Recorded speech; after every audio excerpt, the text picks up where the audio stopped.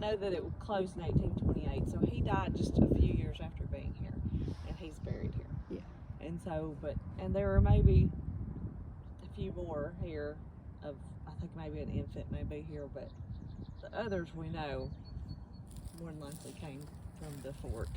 But that would have been around 1837 to 1838 when they passed. As they were walking through on the Trail of Tears. No, they were rounded up, and they were put at Fort Payne, Cantonment Payne. So not all of them had to be rounded up. A lot of them left on the. They were given certain provisions, I guess you could say, because they were the bench detachment. Because most of the people here in Jamestown were related to John Ross, and they were the upper echelon of the Cherokee Nation. They were very wealthy, so they got certain privileges that other detachments didn't get. Like they got to leave on their own accord. They got to settle their property, accession their property, sell their property, and they got to leave and go to Ross's Landing and take a boat for part of the journey and then make it overland. So they left in October of 1838 and they arrived in Oklahoma in January of 1839. So it didn't take them as long to get there because of the boat journey, but they had horses, they had provisions, where a lot of detachments, they weren't given that notice. They had marauders show up before the soldiers did and start looting their stuff, and they had to grab what they could grab and leave. So this is before that.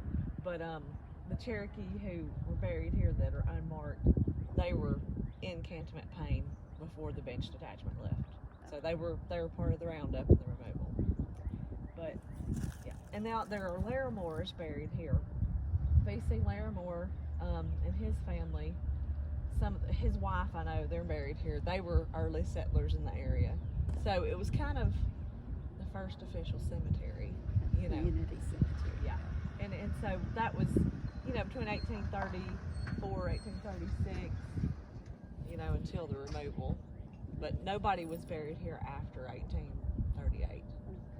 Do you mind if she films you? Okay. Okay.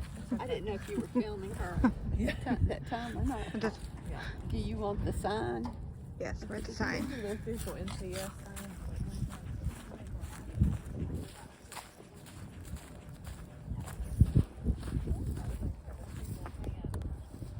Be directed to our website. This is in Fort Payne, y'all.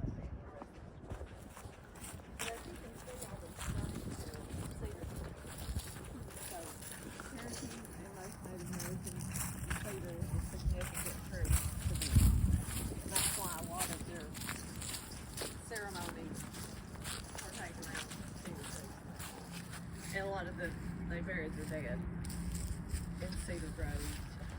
Yeah. Yeah. I'm interested, but she. Yeah, well, the mission, it says the mission closed in 1839 on the sign, but they were kind of closing by 1820. So they weren't here a very long time. So yeah, the cemetery was started in 1825 by Art Hoyt, the superintendent. You might show Kristen. Walk with Jessica and she can show you around and explain some Okay. things because it's really just rocks and she can explain to you. And so What these the are some of significance is. these are some of the unmarked graves of the 40 that were buried here. But we do have one stone Larimore. That's Vance Larimore, and he came here in 1836. He came by barge down the Tennessee River with his new wife and all of the lumber and furnishings needed to build their home. And he settled here with thousands of acres. He was a home builder, and so he would have interacted with the Cherokee in the area. He was maybe not as nice as the others. So all these cedar tree stumps. I don't know if they were planted or they were already here or they buried. But the These cedar 40 trees were special to the Cherokee Indians. Yeah, I'm all like they would bury them around cedar trees or in groves or near creeks, that kind of thing. So, but yeah, Superintendent Art Hoyt, he died and he was buried here. And there's a story, is I think it's hard to tell exactly We think his grave is on that side because they built a little wall and gate around his grave, and he had a horse that was very partial to him, and it would come and stand in front of his grave and kind of basically mourned with them. So we're not sure exactly, but we think it was over in that corner where it began. But yeah, he was here, and he was very instrumental in forming missions, and there were several missions in the area. The first one was at Brainerd, which is an old town Brainerd at the top of the mountain once you get up the ridge cut in Chattanooga. And then they had this one, and there was 2 or 3 more further down, closer to like Cedar Bluff, that kind of thing. But this one was probably the most successful. And they had teachers here. One of the teachers, John Huss, the mission built his cabin, and that's where the Fort Payne cabin site is. So that cabin was constructed for him to live in, and it was in 1825. Money that was given from the Presbyterian Foreign Missions Affairs.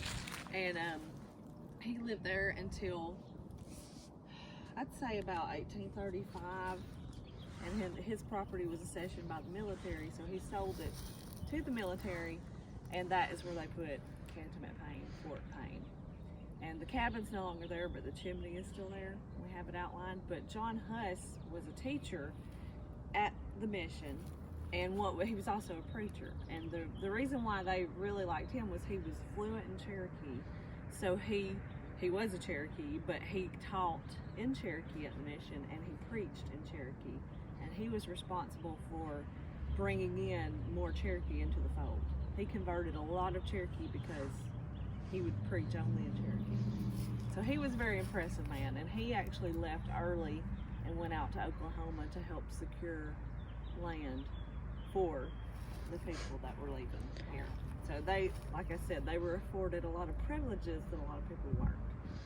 And yeah, John Huss was very significant. So we have, I think, 5 sites here in Fort Payne that are certified Trail of Tears sites, and we have 3 more that we're going to put on the register, basically, the NPS, Trail of Tears. They're actually coming in May, and they're going to be touring all of our certified sites and looking at the ones that we want to apply for. And it takes a long time. Like, I applied for the Betsy Pack place, and it got approved. We still haven't got the signage, and that was over 2 years ago that it was certified. So it takes a long time, but we're excited because they are all coming in May, and it's a really big deal. So How many acres does this go back? I wouldn't even say this is like maybe barely a half an acre, maybe even a quarter. But we own this, everything that's fenced in, we own it. So, but the mission spread all the way across this property, because there's obviously multiple residences now, but over there on that property is where the original smokehouse is, where that 2-story house is, and that cedar tree I was telling you about. So they actually found remnants on that property of a pipe that was made out of log. So they actually had water that was pumped. They had a smokehouse. It was basically like a working farm in a way, because everything here, they grew their own crops. They had livestock. Children lived here in the mission cabins, and so did the superintendent and the teachers, or at least nearby. So we know somewhat, but we don't have a full scale of how many acres it was. But it pretty much took up probably this entire area. Yeah, and the tree, there was over there where that maple tree is. This house over here is a really long yard. So right there, that maple tree was planted in 1984 because that was the site of the old council tree. So there was this huge oak tree that was right there, and it was one of about 3 that we know were council trees, and it was struck by lightning, and so it came down in about 83, and they planted a maple tree in its place. We have signage over there, but we know that one. There's one at the Andrew Ross house and one in Valley Head. We know those were 3 known council trees. And so what are council trees? It's just usually a rather large tree that is a landmark, but basically they would meet under those council trees, have council, have meetings, make decisions. Sequoia, he was here in Willstown when he wrote the syllabary. So we know for a fact that he would go down to the council tree at the Andrew Ross house. He probably lived closer to this council tree, so he would spend time under the big trees in the shade tracing his letters. And we know for a fact that he lived not far from here, down that way. We know there's where a cabin was located, whereabouts that his wife and children lived in. So he did reside here in Willstown when he wrote the Pretty syllabary. awesome. Sequoia, who was the developer of the Cherokee Yep, Indian syllabary. alphabet. Yep. And if you haven't ever been to that museum in Vonore, Tennessee, you should totally go check it out because it's a fabulous museum. That's his birthplace museum. And it's Vonore. yeah, Vonore, Tennessee. It's right before you cross over in North Carolina. And it's really cool up there because that was where the Overhill towns were. So that was where Sequoia was born. And then he eventually made his way to Willstown. He served in the Battle of Horseshoe Bend. So he was in Turkeytown, which is near Collinsville. But he lived in Willstown before he moved out to Oklahoma. But he was very, very, very important to the Cherokee Nation because they were pretty much, before he wrote the syllabary, and he also had to prove that it wasn't witchcraft, but he was on trial for that. So he had to prove that it wasn't witchcraft, and once he did, George Lowry, who is the second principal chief of the Cherokee Nation, who lived just down the road, he was one of the first ones to learn it, and then the entire nation within 5 years was literate because they all learned the syllabary. And so you went from being That's cool. a non-literate nation to having their own newspaper, recording their documents. They had a Cherokee Supreme Court, all that stuff. They could communicate and they could read and interact with white men and the government of the United States as it was forming. So it would have been it could have been a lot worse. It was still bad, but it could have been a lot worse. Pretty important. So this was Willstown. This is where it was Fort Payne. And this was pretty much the epicenter of Willstown. So it was a Cherokee trading village on the way towards Ross's Landing in Chattanooga. Very important stop. That's really cool. Yeah, there's a whole lot more to show you. Just a whole lot of history Yeah, here. a lot of history. Yes, we are very fortunate that we have so much history here and that we know it. So these little, tell us about these little rocks we see here. I mean, I'm assuming that these are the 40 unmarked, but I don't know what condition they were in when they were buried. I don't know why that's such a short distance, or if there's, one here, that kind of thing. It's kind of, we just have no way of telling unless we've had the ground penetrating radar stuff that we had a guy come and do it around Godfrey, and I think that they did it here, and we were able to make out the shapes. But this would have been in the 80s, and so we knew how many were here, but we just can't tell you anything about them because the only records that we have is that there were 40 funeral shrouds ordered to the fort. There's no names taken down of who died that we haven't found yet. There are people buried here, and nobody knows what their name is, Right. who they were, how old they were, or anything. We just know that Yeah. there were 40 shrouds, funeral shrouds ordered to be for people to be buried in this little area Yeah. here. People, they didn't keep great records, they did, but they didn't take the care to keep records of the people, pretty much. The only time the people were important was if they had significant amounts of land and property that they had accessioned. It was the richer people that Yes. got recognized, not the Right. poor people. Right. And, I mean, it's just sad. It you is know. sad. I'll tell you another thing. Fort Payne is actually, we know that there was a Captain Payne, but as far as we know, he never came through here. So we actually don't know who Fort Payne was named after. we think that there was also a Captain Page that is referenced. So we don't even know if Fort Payne was supposed to be named that or if it was a typo. So there's no actual Payne that we can reference to. Oh, they named it after him because he was the commander. There's no Originally it was Willstown, and then Originally it it was became Willstown. Fort Payne or something like that. It was named after Chief Redhead Will, and all we know is that he was half Cherokee, and he had red hair, and we don't know who he really was. We don't know anything about him. Don't know where he's buried. Some people like to say John Watts is him, but he's not. John Watts is not Redhead Will.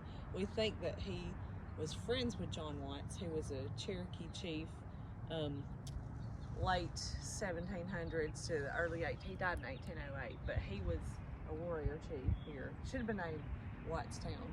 Honestly, it should have been, because he's the one who really turned it into Willstown. Right. But he died in 1808. But we have no idea who Redhead Will was. But the whole valley was named.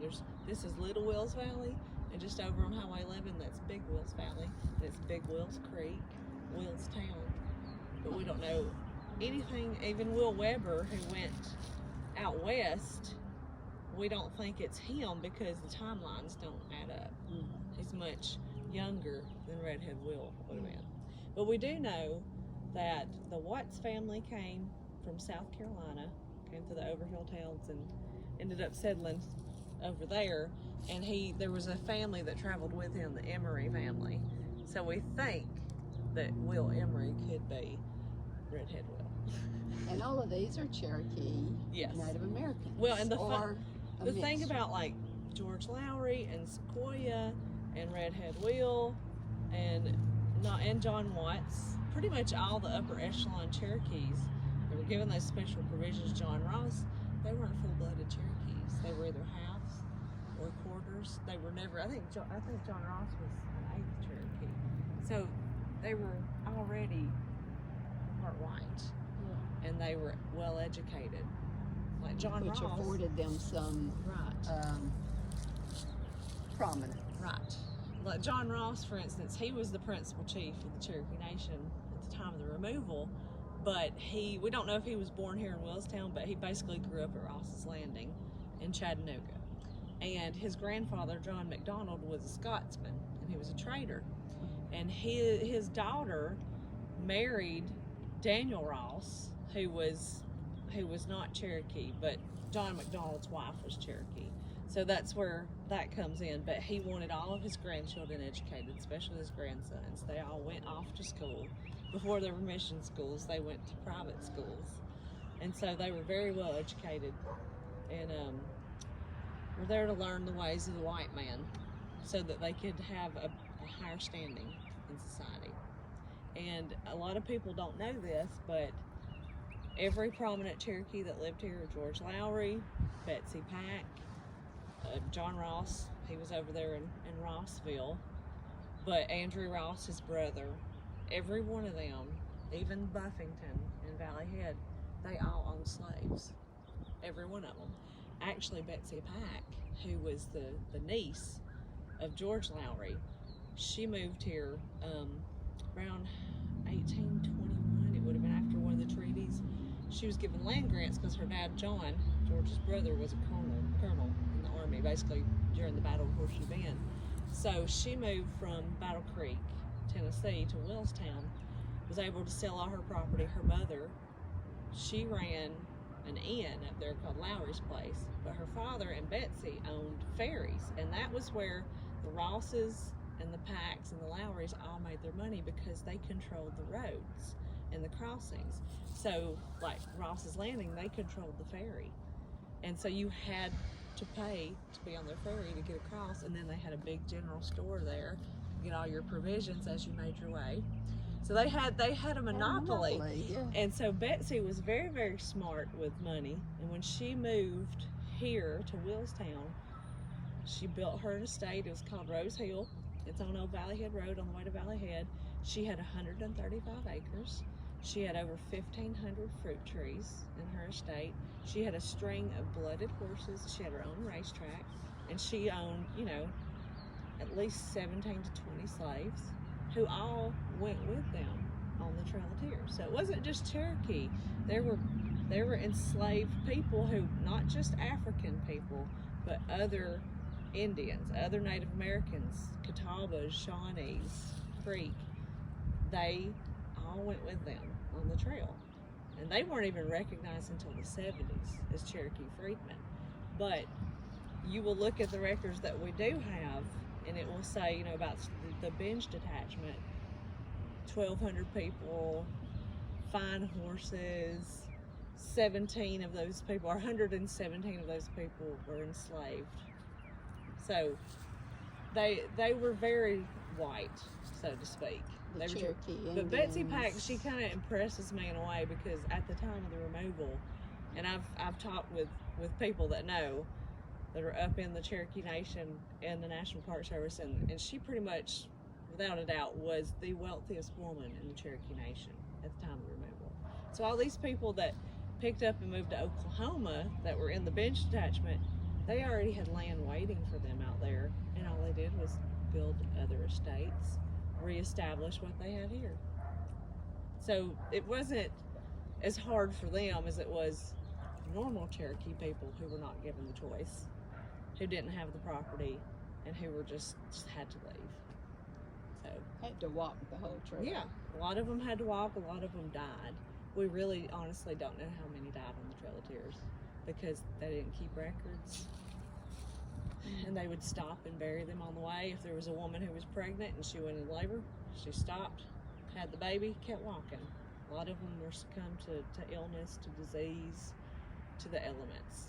There were many that they left in like October, and they wouldn't get to where they needed to be till December, January, but they would have to cross these rivers, and they would get sick. The drinking water was not good. They had a certain amount of allowance that they were given, like a daily ration, and it wasn't enough. It was horrible. We have a Indian in Gaston, Alabama, and it's about the girl was forced. Nakalula? Yes, she was Yeah. forced to marry someone, and she refused and jumped off the Nakalula. Oh, yes, I know, we know all about Nakalula. Yeah, I can't remember if she was Creek or what it was. I don't think she was Cherokee.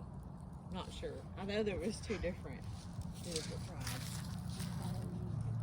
Yeah, it's hard, to find information. I have found a lot of the information out through genealogy websites and the descendants of these people. Like, I had a lady, we have Instagram, and I had posted about the Betsy Pack property, and I had put all these hashtags on it, and I was contacted by a lady from Oklahoma who is like, that was her 5 times great grandmother, Betsy Pack was. And the scary thing was she looked just like her. She had the same eyes, because Betsy had vivid blue eyes. We have a photograph of her, and I got it from a genealogy website that's her descendants, and she has the same eyes. And so they were just thrilled, that we were doing this. But yeah, there's descendants of all kinds of stuff. Yeah. I think these are the Larimores' graves. And they had many children. They had several children. There's Elizabeth and Laura. There's Margaret, Vance, and Hugh. Now, Vance Larimore died when a tree fell on him. They were cutting down a tree and he died.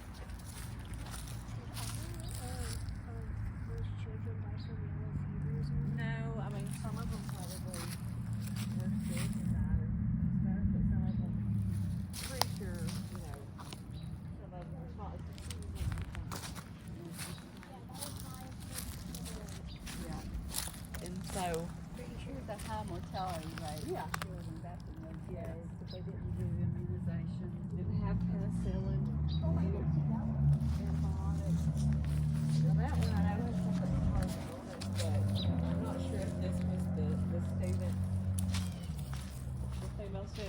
been probably about 14, I think, when she died.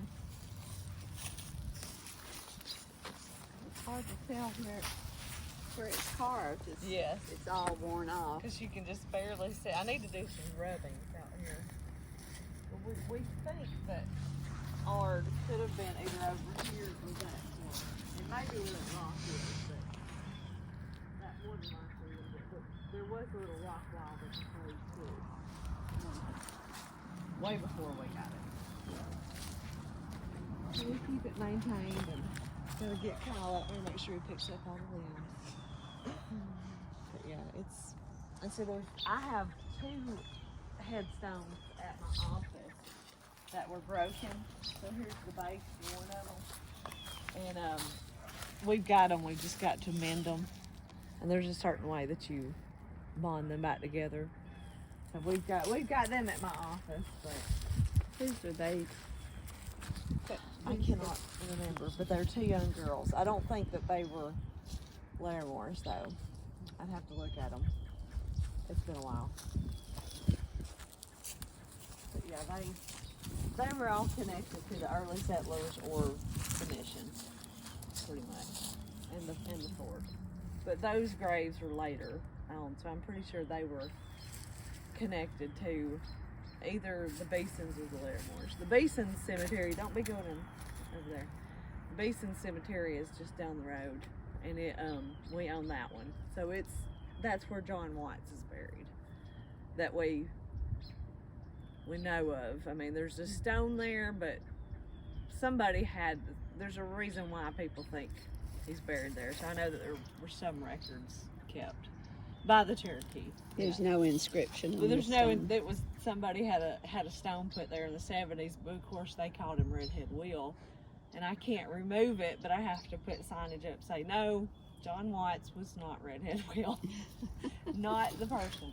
The best link I've had to Redhead Will was I found a man in Atlanta named Larry Polinsky, and he is certain that he's a descendant, and he traced it. He had all these genealogy done and traced the history. He had a very, very well cited theory going, and I was like, this is probably the best lead we have. He's the one where I learned that they traveled together. The Emery and the Watts family traveled from 96 in South Carolina to the Overhill town. So and his ancestors was Will Emery.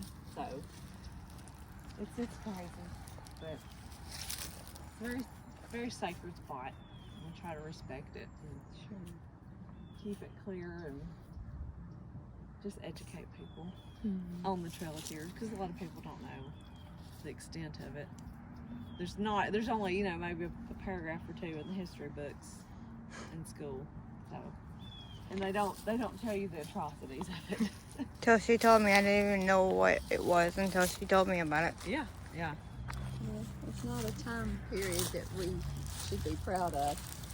I can't remember. I think it was Dragging Canoe, who was another warrior chief of the Cherokee, who was actually, I think he was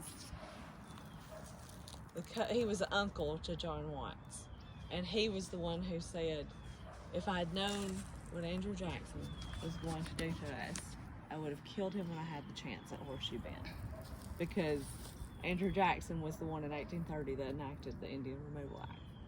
So they would have, if they had known, they would have taken care of him.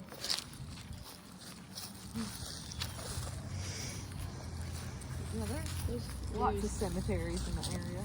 Really no beginning or end to prejudice in the human race, is there? There's not. We're very, very cruel. Human beings in general are intensely cruel.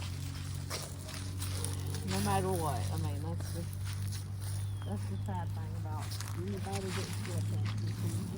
yeah. It is, and you really Say we're better than them. you can generalize it because it's across multiple cultures and ethnicities. We're just very cruel. It just shows what we all have in common Right. is human nature. Yeah, human nature, exactly. We're all human. No matter what we look like, we're all human. It's across the globe. It is just, we're horrible, mean creatures. But we can also be quite the opposite, Well, if we have a creator making a difference in our lives, Mm-hmm. he can change our human nature for sure. Oh yeah. And I think, you know, when the mission came here, the Cherokee were largely just kind of like, they weren't resistant to it. They wanted their children educated because they knew that it was better off for them to be educated. So they didn't mind that there was Christianity thrown in there. They just saw it as a means to the end. And they converted a lot of Cherokee who were mostly just kind of not agnostic, but, you know, more of natural creators. Yeah. You know, but a lot of them were just kind of neutral either way. You know, so it's pretty neat. Well, the Lord God knows who these precious souls are that are buried here. He knows their name. Mm-hmm. He knows who they are. They're I not wish we- nameless to him. I wish we had more records. That's just the hard thing, is it's so hard to find information on even relatives. You know, if you know your relatives for this, and it's just so hard to find information on them because records were lost and destroyed. And they did try, they really did try, you know, to keep rolls and keep people, but Well, and sometimes if they just really thought they weren't people of importance or significance, Yeah. if they weren't worthy of it, right. you know, why? Exactly. And I honestly think the people that died at the fort, had there been prominent Cherokee, you know, there could be records, but it may be in their personal records if they kept track of it. But yeah, they weren't of importance to them. So they didn't keep track. It's just sad. Yeah, I wanted to bring out, because I didn't know how the neighbors would be, because I literally I know. Well, that's why we They're used contacted to you, it. because I didn't think. So, Yeah. I mean, they can look out here and say, well, okay, Yeah.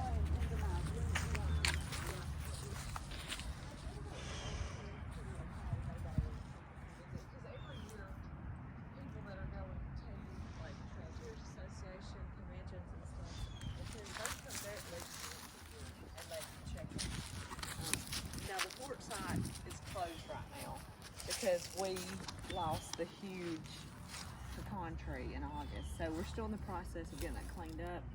But we've got, I know people are like, what's taking so long? Well, we're gonna have a sculpture done out of that tree that John has, since it was property. So we're gonna have it in the likeness of him. We're refencing the whole property, new signage, trying to put in accessible pathways that are gravel.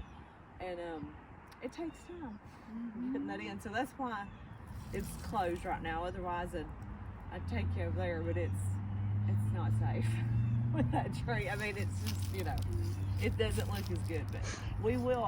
My goal is to have it done by May 1st before they come to town, because I'd like to have Is there another cemetery that is also here? the Beeson Scott Cemetery just has the John Watts person in it, but they're mostly the Beeson family and Scott families are buried there. But it's really hard to get to. It's you have to go over the river and through the woods, and but there's lots of cemeteries around here.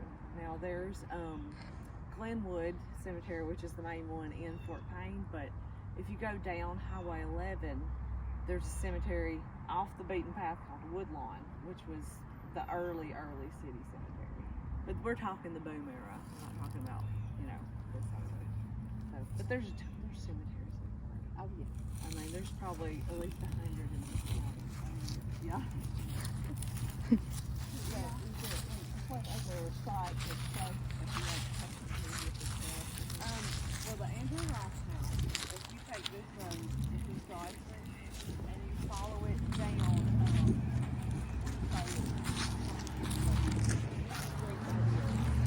it's where the high school is. Basically, if you follow this road down, it ends at the stop sign, and you have to hang a left, and you go by Fort Payne High School. But if you look straight forward, there's these gates. Now that's where the Andrew Ross House is. But if you take a right, instead of left, and then take a left, that road will take you by the middle school, and it takes you right past the Andrew Ross House. It's a big white house with columns.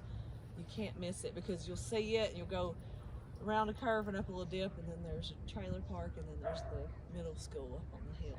So it's not hard to get to. You just go all the way to the end of Godfrey, hang a right, and then immediately hang a left. And that little road, you can see the house. If you go to the gates, you can't see the house. You can't, because then they'll be like, it's private property. No, nobody is not open. Yeah, it's a private residence. Oh, okay. Yeah, it's not open for tours or anything, unfortunately. And then I did have signage at the Betsy Pack place, but there's nothing really to see there. There's not anything left, pretty much, of the original house. But you can get an idea. But it's right across from where Volcraft is, on Old Valley Head Road that goes all the way 137. And it you can kind of say, well, okay, well this is where the racetrack had to be, because this is the flattest part of the property. Yeah. So I have a friend, Larry Benefield. He's taught me so much about these sites. He has such incredible knowledge. But he and Larry Smith and Gail King, they co-wrote the book about the foreign ministries and the missions. So they cover not just this one, but all of them that they established, and they have a wealth of knowledge. So. Now, Andrew Ross. He was brother to John Ross. He was on the Cherokee Supreme Court. He was also a member of the Ridge Party. And the Ridge Party was a group of, upper Cherokees that all had prominent positions within the nation that basically signed the final treaty ceding the lands to the U.S. government. And so what happened to Andrew Ross, which he was married to Susanna Lowry, one of George Lowry's daughters. So they were all intermarried. They're all related by marriage or blood. And when they arrived in Oklahoma, Andrew disappeared. So basically, blood law was in effect. And as soon as he landed in Oklahoma, as soon as he was there, he was murdered, because they blamed him. They blamed pretty much almost every member of the Ridge Party was murdered when they came to Oklahoma. And that's blood law, because they said, you betrayed our nation, you signed this treaty, we didn't want it to happen. It went against what his brother was trying to do. John Ross was trying everything he could to not cede any land and not sign a treaty. And he went, betrayed the nation with the other members of the Ridge Party, and they were murdered. And there was one excerpt Larry was telling me about in one of the diaries, and one man was tasked with staying with John Ross and making sure he didn't find out what was going to happen. So it was a planned, coordinated event, and he was trailed. Yeah, he was murdered as soon as he landed in Oklahoma. And was it John Ross that spoke Cherokee, that preached? That was John Huss. John Huss. Yeah, John Okay. Ross was very well educated. He was the principal chief of the Cherokee Nation at the time of the removal. George Lowry, who would have been his father-in-law, was the second principal chief during the removal. So he was they were all delegates, and they were all, the top, basically the presidents, vice president, basically. But they really had no say in whether the land was ceded or not. Well, they went against the wishes of the people. They went directly against the wishes of the chief, the principal chief, because John Ross, since the Cherokee Nation was literate and they had the syllabary, he actually traveled and sent couriers out, and I think that it was 15,660 signatures that they acquired throughout the nation that were against ceding the land. And so he tried, he really did. He was like, these people don't want to leave their homes. He told people to stay, we're going to work this out. And then the Ridge Party betrayed them. And so that's why there was a lot of conflict when they got to Oklahoma. Yeah. But yeah, it's pretty horrible. But yeah, Andrew Ross, he was on the Cherokee Supreme Court. He was very well respected. But his house, you'll see, it didn't look like that. It was changed. It looks like more of a plantation style house. But it wasn't like a 2-story log cabin. He owned orchards, he owned slaves, he had a vast property. So it's just Yeah. And so, but he was going to lose it all by ceding it to the government. Did he not think he was going to be exempt from leaving? Well, he was one of the lucky few that got to have their property accessioned. And so basically the military would come in like they did for Betsy Pack and George Lowry and Andrew Ross and John Huss, and they would say, okay, this is what's on their property, this is what it's worth, this is how much we're willing to give you for your property. So basically they sold it to the government. Now, John Huss, you know, he had just that minimal property, but they like Betsy Pack, they counted every single fruit tree. You know, it was worth so much per tree. Her hogs, her cattle, things that she couldn't take with them. The property was assessed based on, you know, the size of it. She had multiple outbuildings, so they were allowed the, you know, they were up there. They owned property. They were well off, and so they had things of value. Whereas other Cherokee, not so much. But he was afforded. Basically, the Ridge Party, they were like, we can't avoid this. We just need to make this deal and move on. And a lot of the people didn't want to leave, didn't want that. And they just basically said, well, this is just going to keep happening. This has been happening. Let's just do this. And we don't care if everybody's against it. We just got to do what's best for us, basically. Because Major Ridge, he's the reason why it was the Ridge Party. He was the leader of that. They lived all the way up to Rising Horn, Georgia. So it's all part of the Cherokee Nation, but yeah, Andrew wasn't so great. It's sad, very sad. And I hate it. But I just try to tell everybody about it because there's people that live here that they don't know anything about it. They don't know what anything is. I did a workshop 2 or 3 years ago for teachers across the state at the Canyon Center. And I just, I laid it all out to them.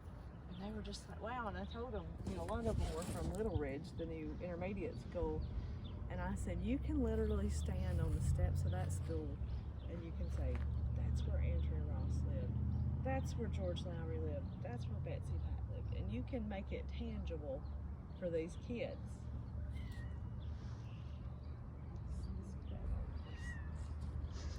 It's the school. It's always something else.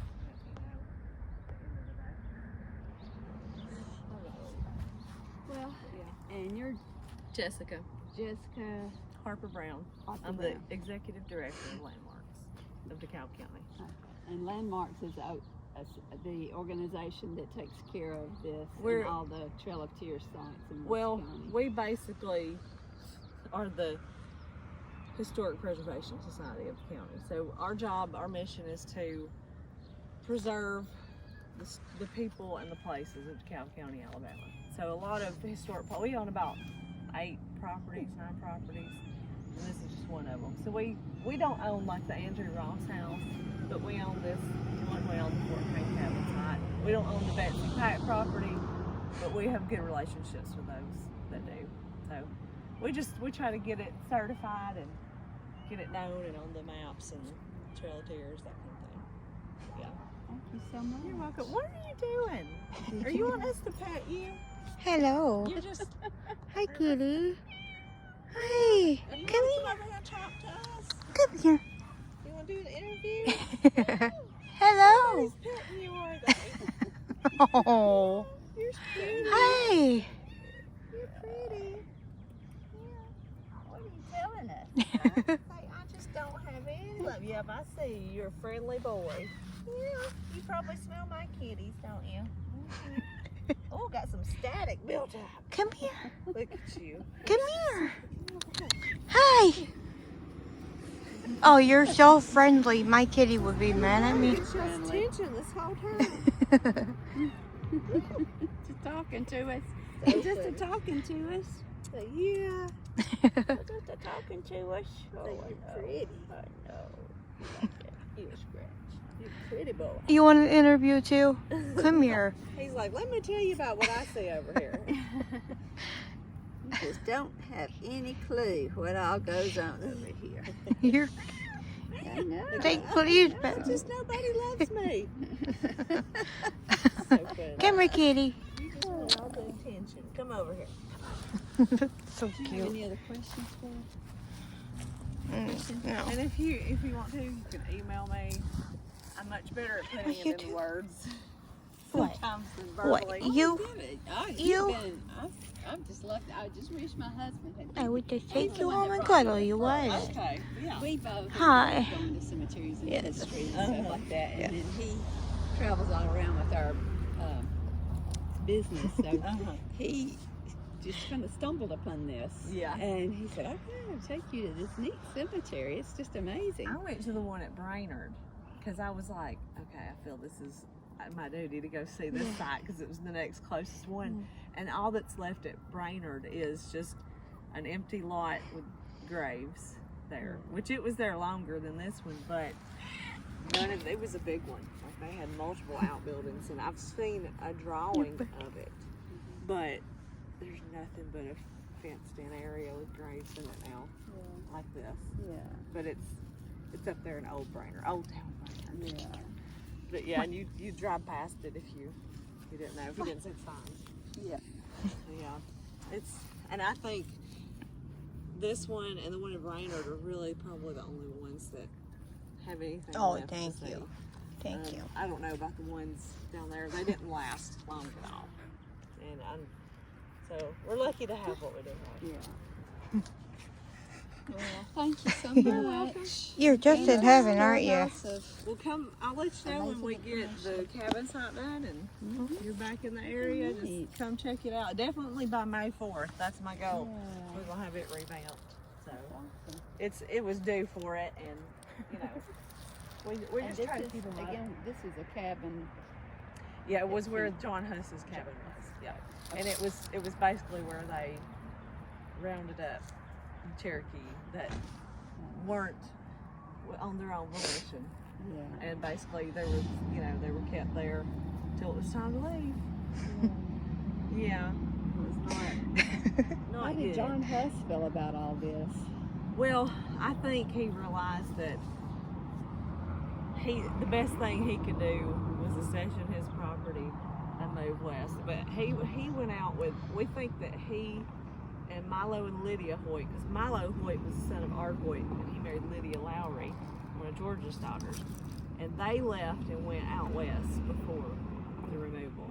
So we think that they went out to establish home sites, basically making the land claims Yeah.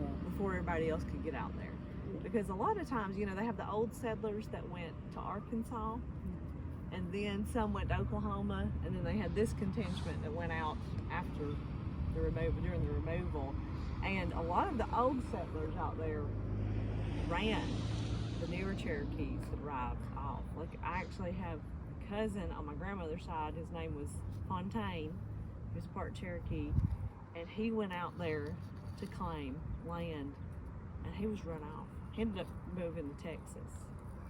And so, they were very mean when they got out there, because we got here first. Yeah. So I hate it. And that's the Western Band Cherokee versus the Eastern Band North Carolina. Yeah. I know you want it. You want me to touch your belly. I know you do. No love. I'm going to tell your owner. I'm going to find you. Tell them they don't pet you enough. You're so cute.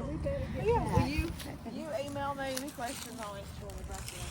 Thank you, Jessica. Thank We you. appreciate it. Thank you, and be sure to send me a link and I'll check it out and get it posted. Okay, that'd be great. I'll share it on our Facebook page. Okay. Thank you. Y'all, I hope you enjoyed that video. I hope you enjoy it. Please give me a thumbs up or subscribe down below. It is free. And I hope y'all see you in the next video. Bye.